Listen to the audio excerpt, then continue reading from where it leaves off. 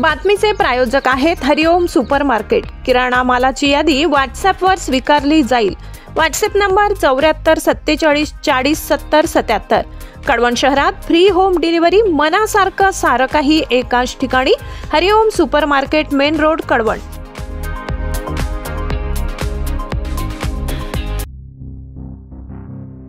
राहुळ घाटात मध्यरात्री कांद्याचा ट्रक उलटला। राहुळ घाटात अपघातांची मालिका सुरूच, प्रशासनाची बघ्याची भूमिका। राहुळ घाटात अपघातांचे सत्र सुरूच असून प्रशासन मात्र डोळ्यावर झापडं घालून बसले। त्यामुळे नागरिकांच्या जीवाशी अक्षरशः खेळ चालू आहे। कालच म्हणजे 25 सप्टेंबर रोजी 12:30 वाजता 2 ट्रक पलटी होऊन घाटात गोंधळ उडाला। दिवसभर प्रयत्नानंतर सायंकाळपर्यंत रस्ता मोकळा करण्यात आला होता, पण त्यानंतर केवळ काही तास उलटत नाही तोच पुन्हा भीषण अपघात घडला।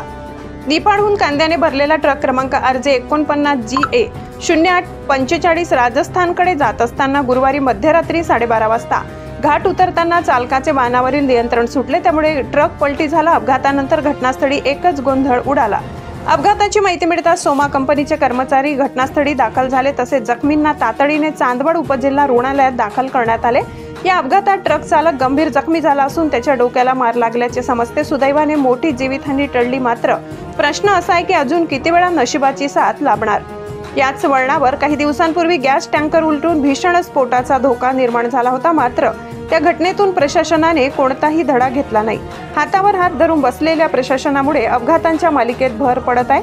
त्यामुळे या मार्गाने प्रवास करणारे प्रवासी, महिला व विद्यार्थी भयभीत झालेत।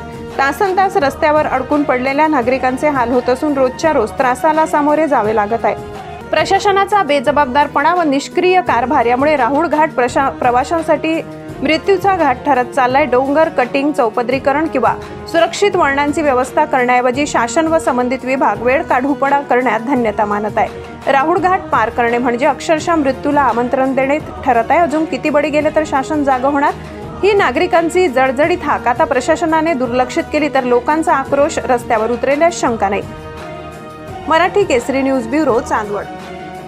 दिवसभरातील ताज्या घडामोडी बघण्यासाठी आजच मराठी केसरी न्यूजला लाईक, शेअर आणि सबस्क्राईब करा।